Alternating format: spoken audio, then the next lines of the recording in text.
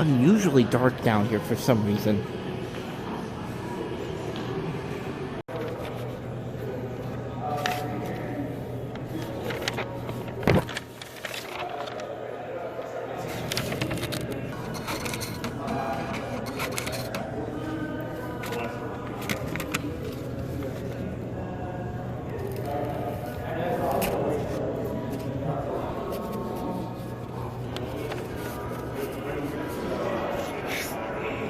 Stupid autofocus.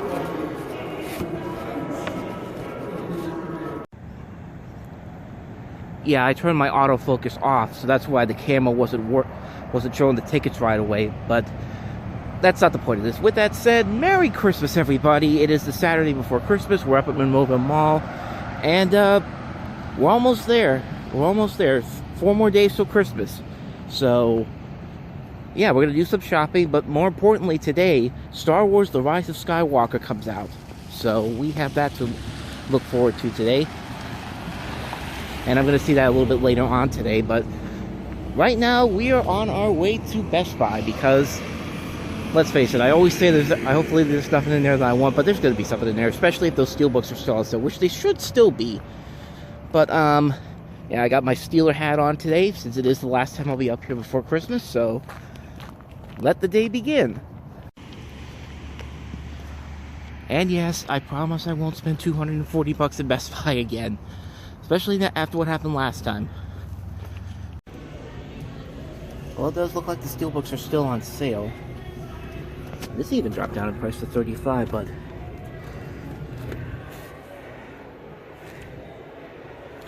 this might be definitely something I'll pick up. It's not on my list or anything, so I'll definitely hold on to. I'm gonna wait to get this one though.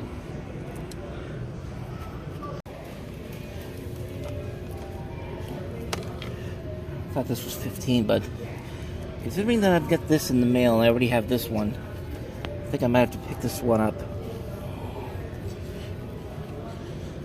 By the way, I did forget to show that Ad Astra also came out this week. I'm gonna hold off on that one too. Wait to see if it comes down in price, maybe.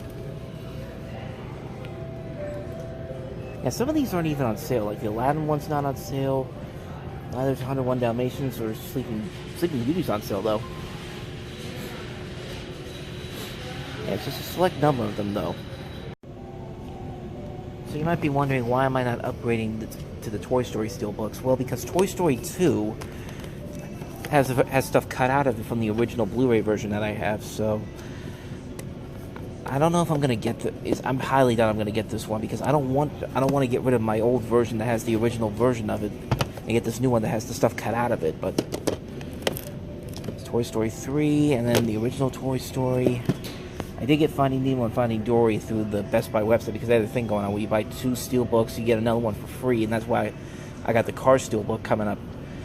That's coming in the mail hopefully within the next couple of days, so that's why I'm not picking those up today. But much smaller low than last time, which is a good thing. And just like that, we are out of Best Buy. And I'll go ahead and show you the 2 things I picked up in there, which you pretty much already saw already. I did pick up Rambo Last Blood, which I'm not going to lie, is not my favorite of the series. It actually is not that... It's not really all that great as a whole, especially compared to some of the other movies, but it's still pretty fun. Like, I did enjoy this one, especially the over-the-top violence. The fact that it kind of takes like a Home Alone vibe to some of the violence in there.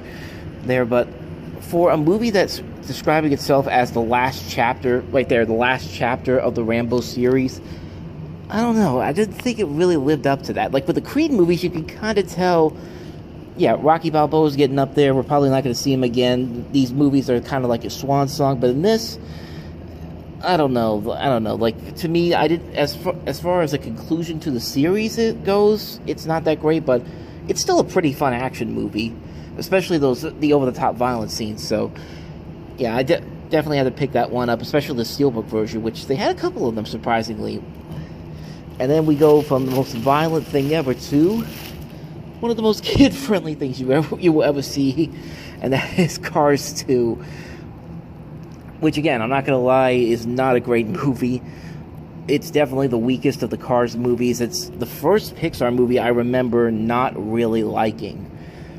But with that said, like I said, I did get the first Cars Steelbook from the Best Buy website, because Best Buy had a deal of the day thing going on a couple days ago where you buy 2 of these Disney Steelbooks, you get a third one for free, and the Cars one was $10, so that amounted out to the free Steelbook there. And I did pick up Finding Nemo and Finding Dory on there too, and hopefully those will come in the mail by Monday. But I also have Cars 3, the original Steelbook, when that came out. I have that one as well, so I figure why not upgrade these movies too. But yeah, like I said, Cars 2 is not the best Pixar movie. It's the worst sequel they've done. Because honestly, the sequels they've done after Cars 2 have gotten a lot better. Finding Dory, The Incredibles 2. Was there another one after that? I don't think so. Well, besides the Toy Story movies. But yeah, this is definitely the worst of the Pixar sequels, easily. It just felt like they didn't know where to take this series. So they said, hey, let's make it a spy movie now instead of about these racing cars. And yeah, like I said, not a great movie, but you know what? Try to complete the Steelbook collection, because like I said, I have the first Cars coming in the mail, and I have Cars 3 already, so why not? Also, Captain America the Winter Soldier, which I didn't think was on sale last week, the Steelbook for this, that is on sale over there for $15, so if you want to get the Captain America Winter Soldier Steelbook at a cheap price, now's the time to go to Best Buy, because I don't know how long this Disney Steelbook sale is going to go on for.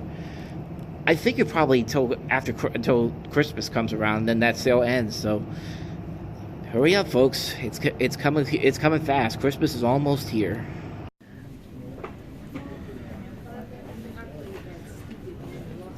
I love that attention to detail on this.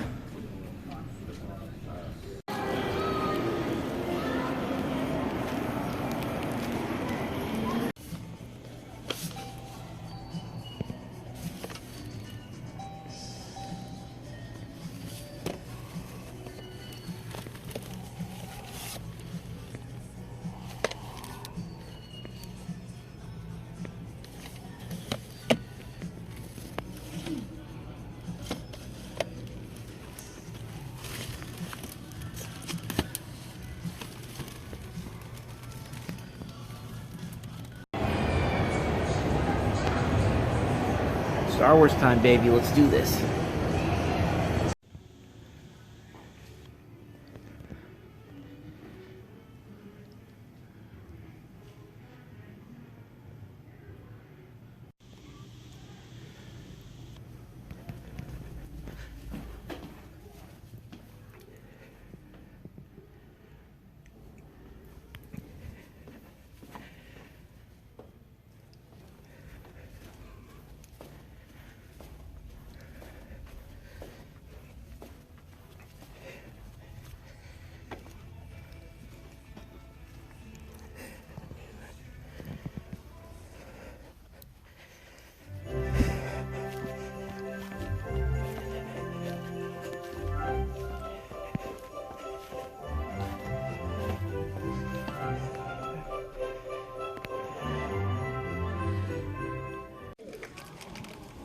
Spoiler alert! About 5 minutes into the movie, you're gonna have to go to the bathroom. That's why Charmin is giving you this opportunity to go now, before the show starts. Charmin, the unofficial sponsor of the pre-show Go. Alright, it's been a couple of hours later, and I did see Star Wars The Rise of Skywalker. I'm going to try to keep the spoilers out of this. This is basically going to be my non-spoilery first impressions on Star Wars The Rise of Skywalker, and you know, needless to say, I think I've talked about how I think that Star Wars has been better under Disney the last couple of years. Star Wars The Force Awakens was a really good movie. Last Jedi was a really good movie. Rogue One was really good. I'm one of the few people that like Solo, and I just started watching The Mandalorian a couple of days ago, and I've been really getting into that. But I will honestly say that Rise of Skywalker is just good. It's not great. It has a lot of flaws to it, but it's good. Like, I didn't hate it. I don't hate it like a lot of other people do, but I do notice the flaws in this movie, and needless to say, I think a lot of the flaws come in with the story. I don't think they really had a good story to work around here. Like, when Marvel does a story for their movies under Disney, like, I know that they're kind of making it up as they go along, but they have a bunch of unique writers and directors coming in to make these new stories as they go along, and most of the time they've worked. In fact, 99% of the time they've worked. You've had a couple of times when not so much they worked, like For the Dark World was not very good, but with Star Wars, I don't know, in this movie, it felt like they were trying to, like, I don't know how to put this, but they were trying to make it seem like that they were trying to get the people that dissed on The Last Jedi back, and basically they're basically trying to like, I don't think they had an idea of what to do with this movie. I think they did, no, actually, I do think they had an idea for this movie, but when The Last Jedi got criticized by a lot of people, basically trolls, they just said, alright, you know what, we're just going to rewrite this, we're just going to make this up as we go along, and it definitely shows here. Like, you watch this movie, and all you can think to yourself is, there is so much going on here that just feels kind of like that's not the main focus of what it was when we started with The Force Awakens, but then they basically just had to go back to it so they could bring back the fan service to it, because there is a lot of fan service in this movie, and like I said, it's not a bad movie. It does work for a little bit, but I think once the second half starts going and you start getting these random, like, twists and turns and that really come out of nowhere. Like, there are moments in this movie where someone will say something like, oh, I'm working with these guys, and I'm working with these other guys, and it's just like, you could have given us an indication beforehand, there was, like, nothing that would have suggested that otherwise, but like I said, it's not a bad movie. I don't hate it, but I'm not gonna sit here and say that this movie doesn't have problems. The script really is all over the place, and I think it's because of like I said, the barrage of writers they have here. Like Colin Trevorrow, who was going to direct this movie before he dropped out, he wrote the story for this, and then you have Chris Terrio, who did Batman v Superman, and everyone knows my thoughts on that one. I hated that movie, but yeah, it definitely shows that there was not really a flowing story going on around here with this, and there was even parts of here where they actually, like, took elements from Avengers Endgame. Like, the third act of the film, I feel like is trying to be the Star Wars equivalent to the end of Avengers Endgame. Right down to, like, copying lines from that movie, and, like, reworking it around. Like, of course, one of the big moments in Avengers Endgame, which I'm not going to spoil, is what happens with Tony Stark. And they kind of do, like, a thing here with the same thing with one of the other characters in the movie, and another character that comes back in this. And I don't know. I think they were trying to go for something on that same level, but it just felt like a straight up copy of that. But I mean, the positives, I think the action's still very good. There are still some very enjoyable moments in here, and like I said, I didn't hate the movie, but I didn't love it either. Like, I'm right in the middle of it. Like, at a matinee, I think people can go and see this movie and have a good time with it. I think the people who are not these straight-up trolls and people who just want to hate on Star Wars just because it's owned by Disney, or for some reason they think the prequels are still better, I will gladly take these movies over the prequels any day of the week. I'm sorry. I know there are these people who are just like, no, we've come around. The prequels are actually something revolutionary and groundbreaking and enjoyable. It's just like, no, they're not. Revenge of the Sith is probably the best one, and even then, the last 15 minutes of that movie completely ruins that. Not even the last 15 minutes, the last 10 minutes, honestly. But, yeah, like I said, I don't hate this movie, but I can understand why people do. I understand the flaws. I understand that a lot of people are going to be disappointed that this is really where it all ends up.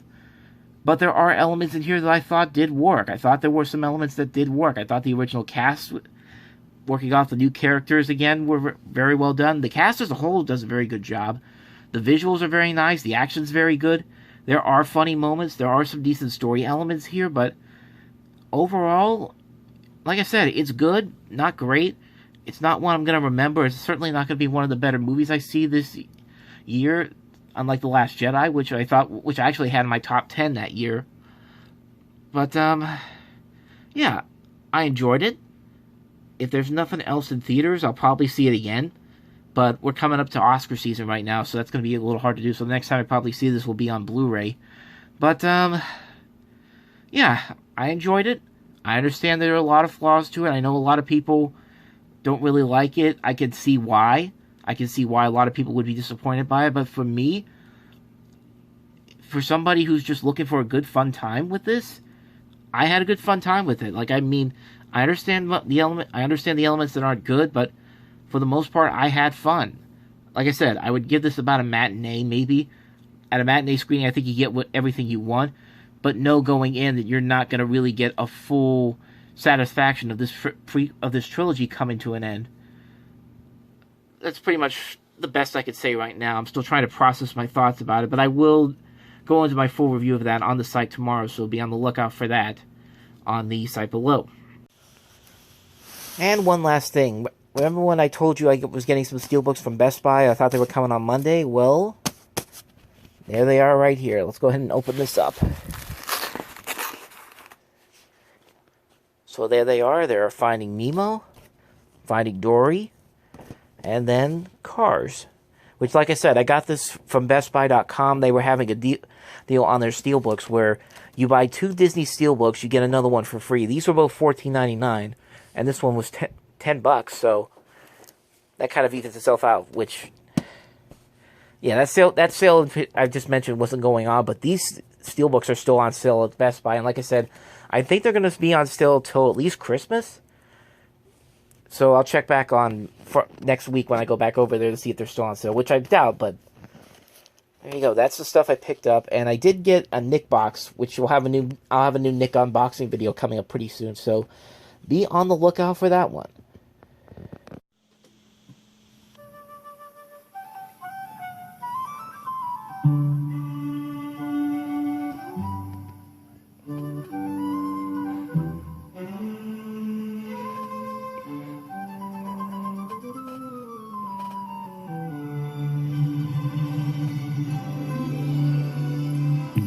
The special gift you get this holiday season lasts all year long.